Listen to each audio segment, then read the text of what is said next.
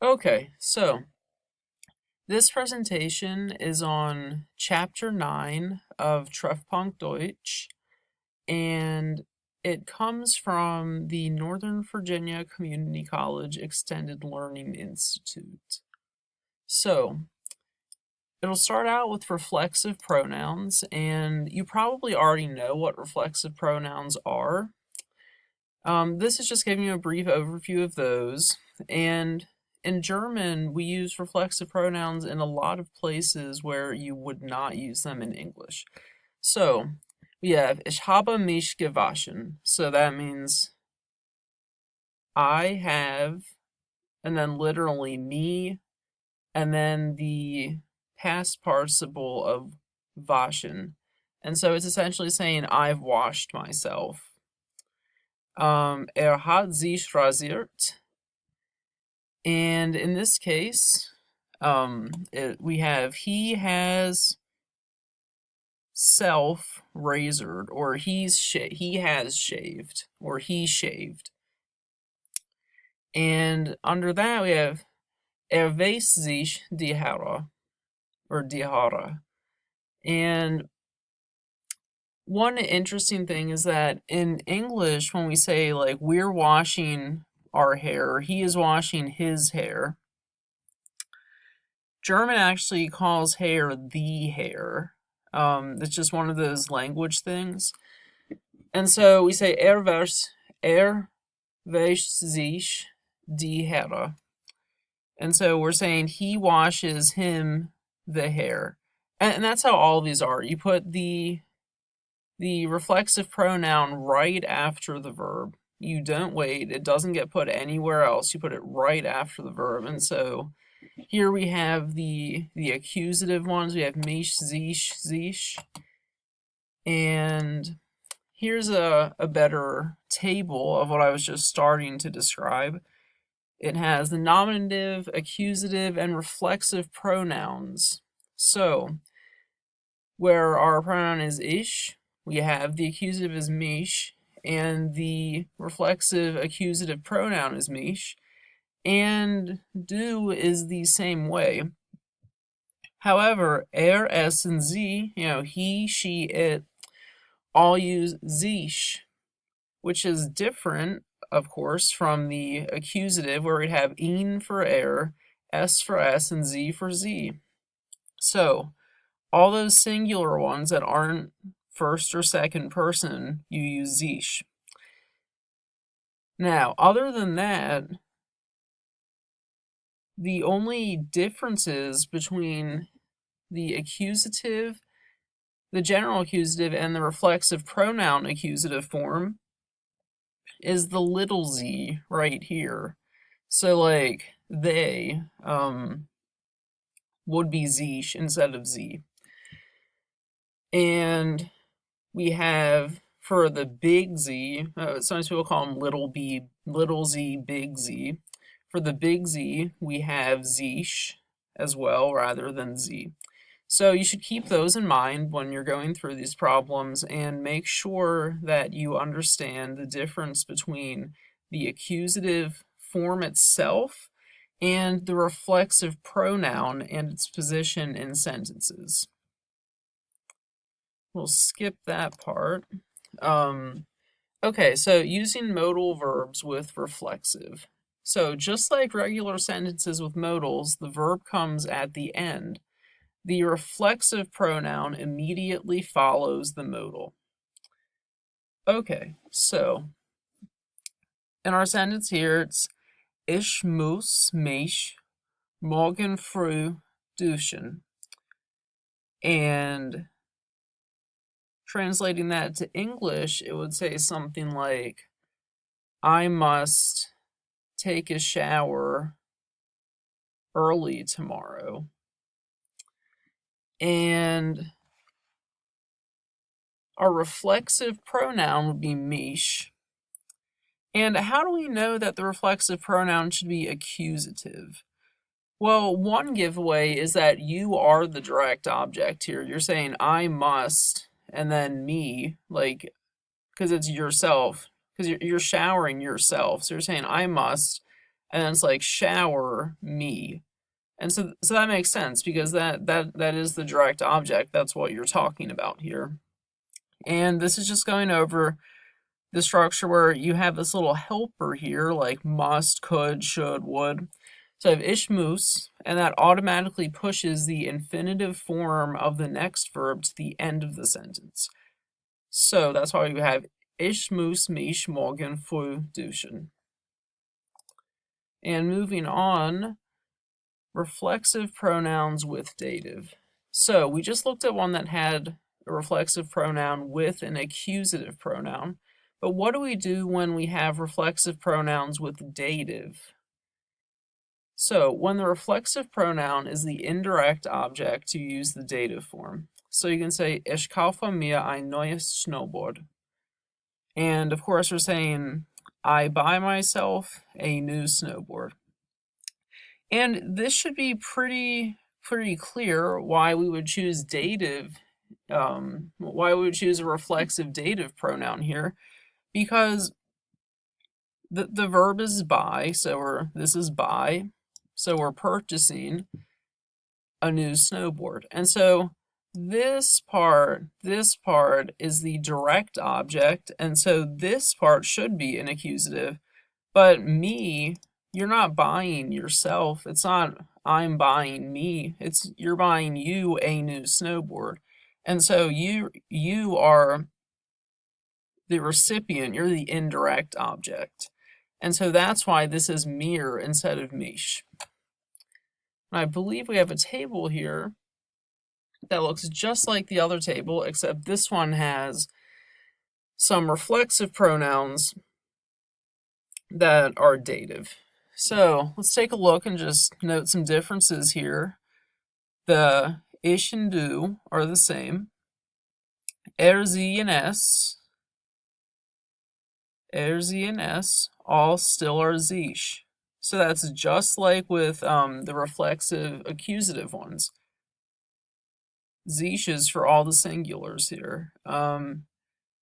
Wir, ihr stay the same. And big Z and little z, once again, are sich. So, big Z and little z, always sich. ARS and Z are always sich. And the rest keep their either dative or accusative forms. So that should make it a little bit easier on remembering these things.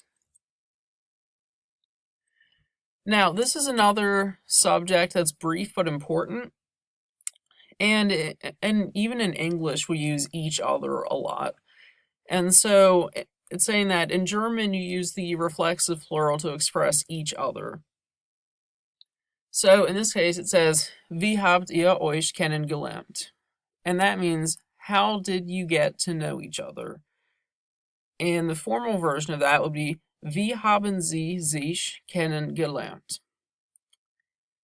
So, dissecting that just a little bit, saying, how have you, and then reflexive you,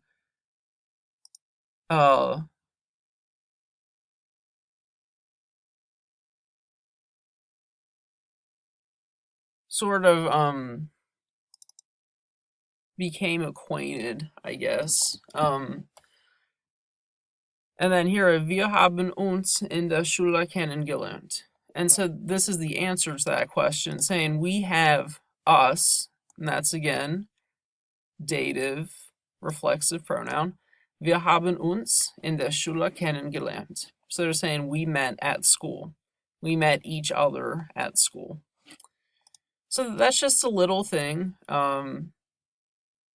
Just this structure is how you say each other.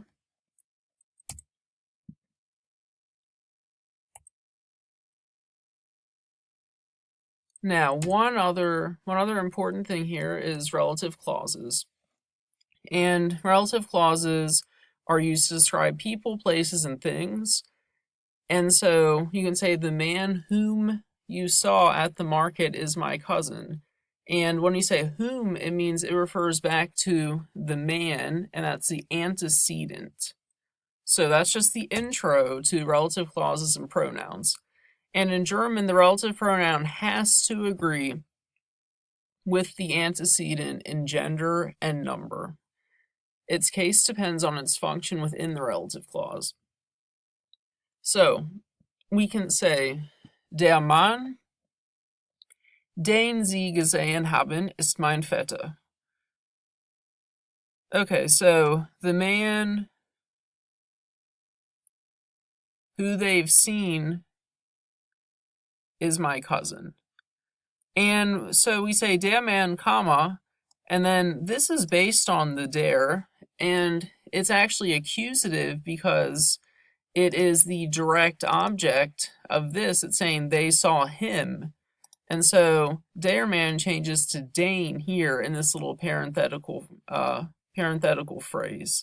And there are a lot of different cases in the book that I would highly suggest reading over if this is a foreign concept. And here are a couple more. These are all nominative, and so these are the easy ones because nothing really changes. So we can say, wo ist der Mann, der something. And so it's the man who. These are like the person who. And nominative, we don't change the form. Or like the D here remains D, das remains das, etc.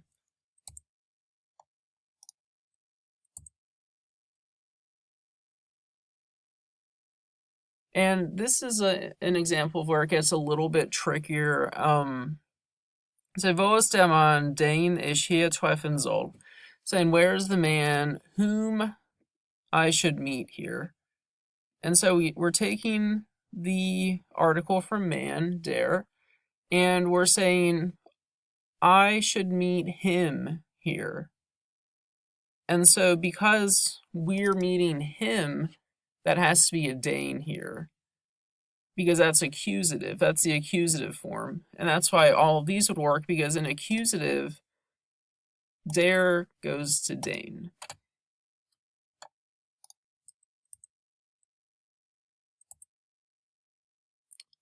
And here are some forms of the relative pronoun. Obviously, we have one big one highlighted here because it's important. So we have our nominative, der, das, die, our accusative, den, das, die. Dative is dame, dame. Feminine is der, which a lot of people seem to forget. And the new one is plural, and that is danen. It's probably the biggest one out of the bunch, but it's often overlooked. So we have die Freunde, denen ich den Wein schenken will, sind Weinkenner. And so the friends